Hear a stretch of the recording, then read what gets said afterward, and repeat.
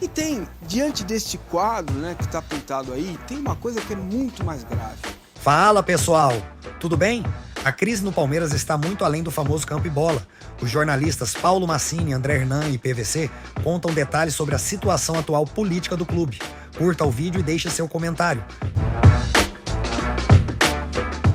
Sábado foi dia de eleição do Conselho Deliberativo no Palmeiras. E a Leila Pereira estava lá, o Lamáquia foi eleito, foi o segundo conselheiro mais votado da história do Palmeiras, só atrás da Leila. A Leila estava dentro do clube, foi perguntada por inúmeros sócios que estavam ali para votar, porque o sócio tem direito a voto, se esquivou das perguntas e ontem ela deu entrevista antes do jogo e falou: estamos tentando contratar jogadores nesta janela. Ela não falou o nome do Vitor Roque, mas claramente o que ela estava dizendo é trazer para essa janela. Ela está dizendo: o Palmeiras tem uma proposta pelo Vitor Roque. A proposta pelo Vitor Roque é para tentar antecipar a chegada do Vitor Roque nesta janela de transferências, para resolver o problema do ataque.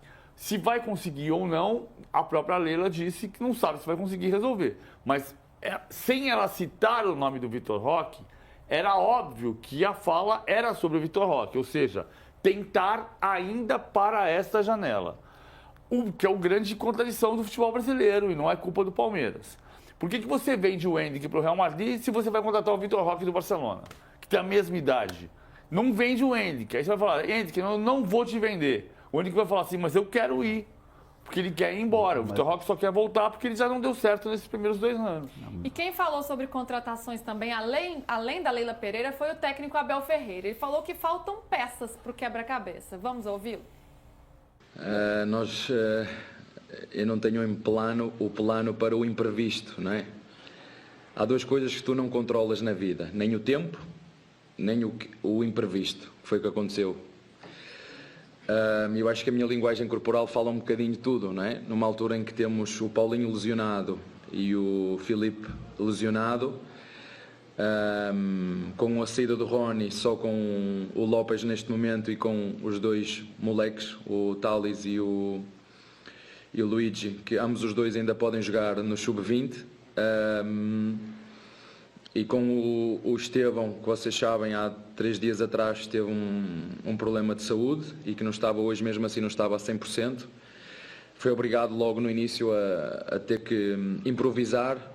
Não era isso que estávamos à espera. Mais do que tudo, ficámos sem o jogador que tem sido o nosso abre-latas, o nosso jogador mais criativo, o nosso melhor marcador. Mas o futebol é isto e é por isso que temos que ter um elenco maior, porque por ano não fazemos só 30 jogos ou 34, fazemos 75, 80. Portanto, é fundamental o nosso elenco ter mais profundidade. Estamos a trabalhar nisso. O nosso quebra-cabeças, faltam peças no nosso quebra-cabeças e nós vamos continuar a trabalhar em cima disso, pelo menos assim espero. Não é a primeira vez, nem é a última que ele cobra reforços. E aí eu não sei se essa possibilidade de ficar fora do mata-mata, Hernan, pressiona ainda mais a diretoria nessa busca por reforços, que é algo que a gente vem atualizando aqui dia a dia sobre essas situações. Não, ficar fora da fase final do estadual vai ter um ruído, vai ter um barulhinho que há tempos a gente não via no Palmeiras, né? O ano passado ainda a gente falava: beleza, ganhou o Campeonato Paulista, não ganhou um título nacional, não é para tanto, o Palmeiras vem de uma pegada de vencer, de conquistar nos últimos anos e tudo mais. Dessa vez, se o Palmeiras não se classificar para a fase final do Campeonato Paulista, passa a ter uma crise, um ruído que fazia tempo que a gente, faz tempo que a gente não vê no Palmeiras. E, obviamente, vai acelerar processos de contratações, alguns processos de você buscar ali, acelerar algumas coisas, eu digo internas mesmo no Palmeiras, e essa questão não passa, tá? Ninguém lá no Palmeiras acredita ou trabalha com a hipótese do Palmeiras não classificar para a próxima fase do Paulistão, mas de fato, essa cobrança do Abel, ela não é a primeira e ela também não vai ser a última. O Abel tem esse perfil nas entrevistas, de mandar os recados. Agora, tem uma coisa que é importante dizer, que para mim foi a coisa que mais chamou a atenção para mim ontem no Allianz Parque. Eu já falei aqui algumas vezes sobre a crise política que passa pela arquibancada. Ontem foi absolutamente inacreditável o que aconteceu. Mais uma vez tivemos protestos e manifestações vindas das arquibancadas, especialmente daquele setor onde fica a principal organizada do clube. Mas a questão que me chamou a atenção não foi você gritar depois, a Leila, a incompetente, pegou o Palmeiras para brincar de presidente, ou o Barros, que foram os dois xingados depois do jogo. Como sempre, o que me O alvo geralmente é o diretor de futebol Anderson Barros e a presidente. E na verdade, a minha impressão é a seguinte: a crise da Mancha é com a Leila por causa da questão da torcida da escola de samba. Porque a Leila, vamos falar a verdade, a Leila lá no começo, ela comprou o apoio ao dar dinheiro para a escola de samba. Quando tirou o apoio, você perdeu o apoio que tinha sido pelo apoio financeiro. Aí você fala, não vou mais apoio financeiro porque você tirou meu diretor de comunicação. A crise do Olivério Júnior foi um pedaço dessa história. E aí você começou uma crise entre torcida uniformizada, como houve também na Mancha com o Paulo Nobre no passado, porque o Paulo Nobre rompeu com a Mancha. O fato é o seguinte, desde a emboscada, eu já disse isso aqui outras vezes, desde a emboscada, no dia 27 de outubro, da Mancha contra a Máfia Azul, coincidiu com a derrota do Palmeiras para o Corinthians em Itaquera no dia 4 de novembro. De lá para cá, desde o jogo contra o Grêmio, o Palmeiras perdeu para o Corinthians numa terça-feira, na sexta-feira o jogo contra o Grêmio, e desde o jogo contra o Grêmio, a torcida não canta o nome de nenhum jogador, né? Aqueles cantos que a gente sabe que foi a Mancha que inventou. É o melhor goleiro do Brasil, o Everton. É o não capitão. É outra coisa. É o capitão, Gustavo Gomes, o xerife do Verdão. Ontem, o Gol Sul, que é onde não tem uniformizada, sabendo que desde novembro a torcida uniformizada não canta o nome de nenhum jogador, quando o time entrou em campo, o Gol Sul começou. E cantou o nome do Everton, cantou o nome do Mike e cantou o nome do Gustavo Gomes. Imediatamente, a torcida uniformizada elevou o tom e abafou o canto para cantar. Em 93, nós ganhamos o Paulistão, foi em cima dos Gambá, 4-0 pro Verdão. Né? E o outro canto que é, não importa o que diga, essa imprensa de Gambá, que é um canto tradicional. Imediatamente, quando a torcida do Gol Sul, onde não tem uniformizado, o Gol Sul que sempre é acusado corretamente de ser silencioso, o Gol Sul cantou o nome dos jogadores. E a uniformizada abafou. Então tem uma guerra política na arquibancada do Allianz Parque que torna o ambiente muito mais difícil. E essa crise política, ela tem que ser resolvida de algum jeito. Na verdade, a crise política está envolvida pelo fato de 11 lideranças da torcida uniformizada principal estarem presas. E isso criou um ambiente completamente diferente no Allianz Parque do que era até o dia 27 de outubro. Isso mudou. Claro que depois, quando você canta contra o Anderson Barros e contra a Leila, tem uma mistura de fatos, né? Ontem o Paulo Serdã se manifestou nas redes sociais dizendo que a Leila disse no pré-jogo que não há compromisso das outras pessoas de outros clubes, como o Zenit, por exemplo, no episódio do Claudinho, mas que ela mantém a palavra. E o Paulo Serdã disse, que é o presidente da torcida da escola de samba, não da uniformizada, diz que a Leila prometeu baixar o ingresso e não baixou, que a Leila prometeu contratações e não fez, né? Então, dizendo que a Leila disse que tem palavra, mas que não cumpriu todas as palavras. Isso é um outro ponto. Tem uma questão política envolvida no ambiente. No desempenho é outra coisa.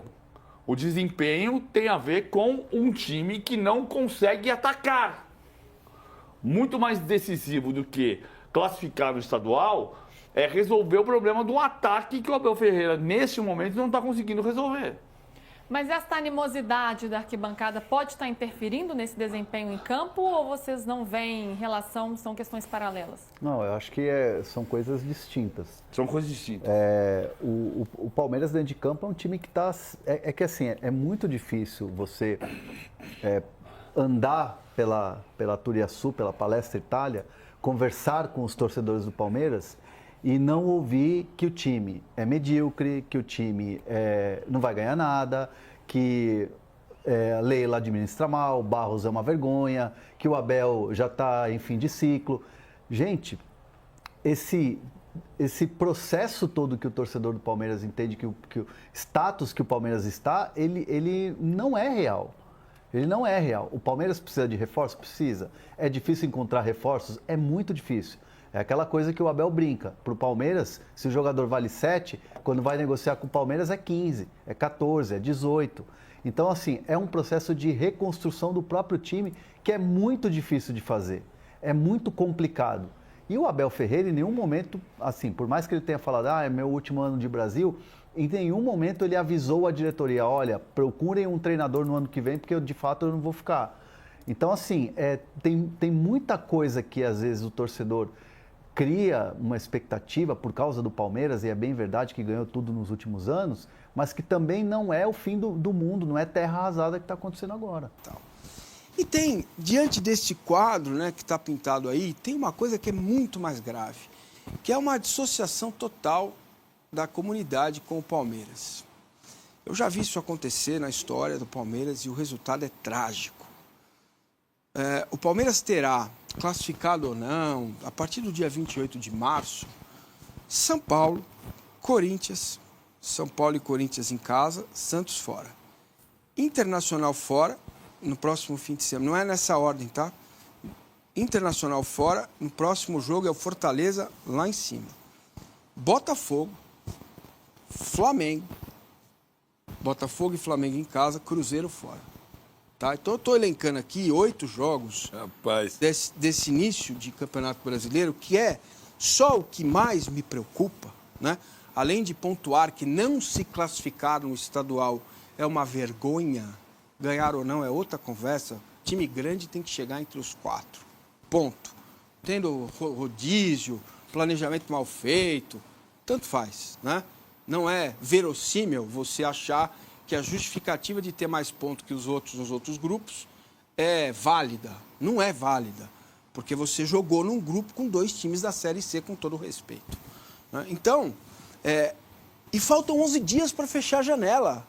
E a gente não sabe como o Paulinho vai voltar, como o Felipe Anderson vai jogar, se ele vai jogar, porque até agora ele não jogou bem. O Bruno Rodrigues, quase 2 anos sem jogar, o que esperar desse jogador? Então, se estiverem todos à disposição, e não estarão, porque tudo indica que o Gomes teve uma lesão muscular e que o Maurício teve uma luxação na clavícula, que pode agravar ainda mais. Você vai operar, né? Já definiu? Já. Passar por cirurgia. Vai operar? Vai. E aí Tirou o ombro do lugar. Acabou, filho. Aí Acabou o quê? Pelo Ele é um menos jogador 3 meses fundamental, né? Não. Eu queria Entendeu? fazer uma estimativa de tempo, era isso? Pelo menos 3 meses. Aí é duro. Entendeu? Então, cara, agora faltam 11 dias para fechar a janela. Você não tem o Maurício, você tem essa sequência duríssima no Campeonato Brasileiro, tá? E quando você voltar do Mundial, talvez a tabela seja mais refrescante, mas quando entrar no segundo turno, você vai ter essa sequência toda. E aí você vai ter Botafogo fora, Flamengo fora, São Paulo fora, Corinthians fora. Entendeu? Uhum. Então, me parece que eles estão dissociados da realidade. Né? A base, ela vem para compor, a não ser os excepcionais, os diferentes. Então, é uma coisa patética, vergonhosa, você colocar um jogador com 3 minutos em campo, doente, cara, com amidalite. Já teve que jogar. Cara, a gente está falando de esporte de alto rendimento. O desempenho do Estevão foi fraquíssimo. Justificável, completamente justificável. Eu não estou falando do Esporte Clube Massa. Eu não estou falando com todo respeito, putz, não vou usar outro clube, senão vai menosprezar o clube. Não é um clube que disputa o futebol amador. É isso que eu não consigo compreender. É incompreensível para mim. Né? Então você junta todo esse pacote com uma dissociação da torcida, né, com a punição da mancha verde, e você percebe que existe um ambiente e que a presidente do clube, que caberia a ela, pela liturgia do cargo, trazer a comunidade para perto, ela faz questão de não fazer isso. faz questão de não fazer isso, né? Então, esse é o futebol, como diria Nicolinha Ratchop, é Momenzi. E o Momenzi do Palmeiras é exatamente esse. O desempenho em campo foi bem fraco, a justificativa do que o São Paulo jogou para se defender, e daí? O Botafogo jogou para se defender, o Palmeiras não conseguiu passar, o Flamengo jogou para se defender na Copa do Brasil, o Palmeiras não conseguiu passar, o Palmeiras não conseguiu ganhar do Fluminense no último jogo, né? Então, não é de hoje que a gente vê que as coisas precisam mudar em termos de qualidade. O argumento de que o treinador é burro, não presta, não serve, não sabe o que está fazendo, este argumento para mim não serve, não vale, ele não é o... Existem, sei lá, deve ter uns 150 mil treinadores melhores que o Abel no planeta, né? Mas este argumento que o torcedor fica desesperado, ele não acha um conforto, ele não acha um caminho, ele não acha um rumo. O diretor de futebol não existe, é uma figura publicamente ele não existe, né? A presidente dissociada da realidade, o 9 é um karma, não é um karma. E o Abel é que responde. Precisa do 9? Preciso. Faltam peças? Faltam, né? Ontem, pela primeira vez, ele disse, olha, não sou eu que tenho que responder isso. Sim. E aí, qual a sua opinião? Deixe seu comentário, curta o vídeo, siga o canal e ative as notificações. Até o próximo vídeo. Avante palestra!